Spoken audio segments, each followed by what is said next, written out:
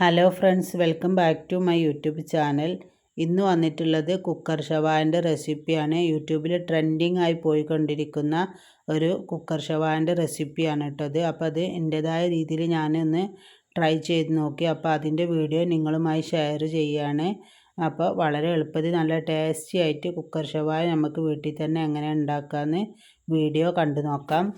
അതിനുവേണ്ടി ഞാനിവിടെ മിക്സിയുടെ ജാർ എടുത്തിട്ടുണ്ട്. അതിലേക്ക് ഒരു പിടി മല്ലിയിലയും 10 കാശ്മീരി ചില്ലി ഇട്ട് കൊടുത്തിട്ടുണ്ട്. ഒരു തക്കാളി കട്ട് ചെയ്തത് അതും, ഒരു ചെറിയ കഷ്ണം ഇഞ്ചിയും, കുറച്ച് വെളുത്തുള്ളി, ഒരു 15 ചെറിയ ഉള്ളി എല്ലാം കൂടി ഇട്ട് കൊടുത്തിട്ടുണ്ട് മിക്സിയുടെ ജാറിൽ. ഇനി നമുക്ക് 1 ടീസ്പൂണ് ചെറിയ ജീരകവും 1 ടീസ്പൂണ് വലിയ ജീരകവും ഇട്ട് കൊടുത്തിട്ടുണ്ട്. ഇനി മസാലകൾ ഇട്ട് കൊടുക്കാം. 1/2 ടേബിൾ സ്പൂണ് മല്ലിപ്പൊടി, 1/2 ടീസ്പൂണ് മഞ്ഞൾപ്പൊടി, 1/2 ടീസ്പൂണ് ഗരം മസാല, ഇതാണ് ഇട്ട് കൊടുത്തിട്ടുള്ളത്. അപ്പോൾ നമ്മൾ കാശ്മീരി ചില്ലി പൗഡർ ആണെന്നുണ്ടെങ്കിൽ ഈ സമയത്ത് ഇട്ട് കൊടുത്താൽ മതി. ഇനി ഇതിലേക്ക് 1 ടേബിൾ സ്പൂൺ വിനെഗറും കൂടി ഒഴിച്ച് ആവശ്യത്തിന് ഉപ്പ് ഇട്ട് മിക്സിയുടെ ജാറിൽ നല്ല ഫൈനായിട്ടൊന്ന് അരച്ചെടുത്തിട്ടുണ്ട്. എന്നിട്ട് നമ്മൾ ക്ലീൻ ചെയ്ത ചിക്കനിൽ നന്നായിട്ടൊന്ന് തേച്ച് പിടിപ്പിച്ചിട്ടുണ്ട്. ഇനി ഞാനിതിവിടെ ഒരു 5 മണിക്കൂർ റെസ്റ്റ് ചെയ്യാൻ വെച്ചിരുന്നു. മിനിമം 1 മണിക്കൂറെങ്കിലും റെസ്റ്റ് ചെയ്യാൻ വെക്കണം. ഇനി കുക്കറിൽ ഇട്ടിട്ട് ആ മസാലയോട് തന്നെ കുക്കറിൽ ഇട്ടിട്ട് ഒരു വിസിൽ അടുപ്പിച്ചെടുക്കുക. മുഴുവനായിട്ട് കുക്ക് ചെയ്യേണ്ട ആവശ്യമില്ല, ഒരു വിസിൽ അടുപ്പിച്ചെടുത്താൽ മതിയാവും.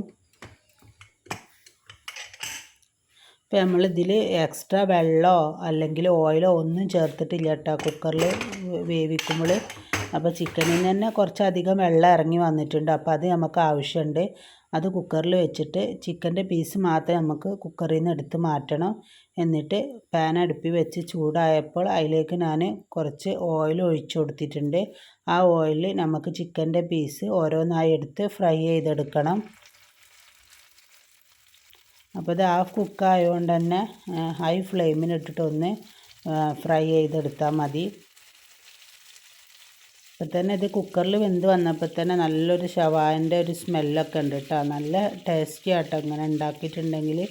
നമ്മൾ കടയിൽ നിന്നൊക്കെ കഴിക്കുന്ന ആ ഒരു ഇതിൽ തന്നെ അതിൻ്റെ ആ ഒരു ആകൃതി ഒന്നും ഇല്ല എന്നുണ്ടെങ്കിലും കഴിക്കാൻ നല്ല ടേസ്റ്റ് ആട്ടോ. ഈ മസാലയിൽ ഇതേ രീതിയിലൊന്നും ഇങ്ങനെ ഉണ്ടാക്കിയെടുത്തപ്പോൾ നല്ല ടേസ്റ്റി ആയിരുന്നു കഴിക്കാനായിട്ട്.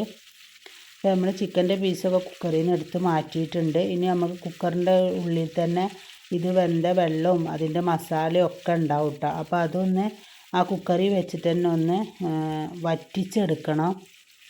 അപ്പോൾ അത് വെള്ളത്തോട് തന്നെ ഇരിക്കണതല്ല. അപ്പോൾ ഒന്ന് വറ്റിച്ചെടുത്തിട്ട് അത് നമുക്ക് ലാസ്റ്റ് ഇതിലേക്ക് ആവശ്യമുണ്ട് കേട്ടോ.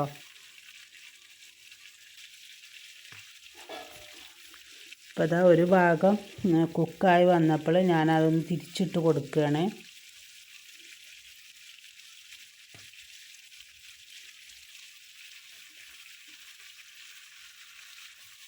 ഇനി ഇതിനേക്കാളും വലിയ പീസാക്കിയിട്ട് അങ്ങനെ എടുക്കണമെന്നുണ്ടെങ്കിൽ അതും പറ്റും കേട്ടോ. ഞാനിവിടെ കുറച്ച് ചെറിയ പീസാക്കിയിട്ടാണ് കട്ട് ചെയ്തിട്ടുള്ളത്.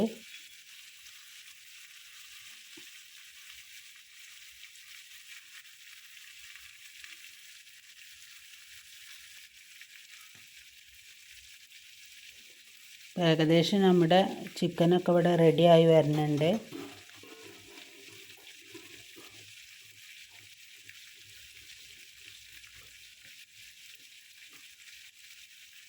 ഇതുണ്ടാക്കാൻ നല്ല സിമ്പിളാണ്, കഴിക്കാൻ നല്ല ടേസ്റ്റിയാണ് കേട്ടോ.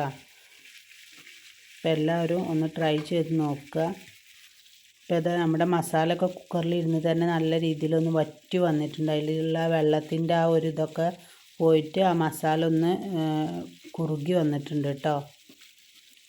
ഇത് നമുക്ക് ലാസ്റ്റ് ആവശ്യമാണ്. നമ്മുടെ ചിക്കനിലൊന്ന് ഒന്നും കൂടി ഒന്ന് നമുക്കൊരു മസാലേൻ്റെ ആ ഒരു ഇത് കിട്ടണം എന്നുണ്ടെങ്കിൽ ഇത് നമ്മൾ ചിക്കനിലൊന്ന് തേച്ച് പിടിപ്പിച്ച് കൊടുത്താൽ നല്ല ടേസ്റ്റി ആവും.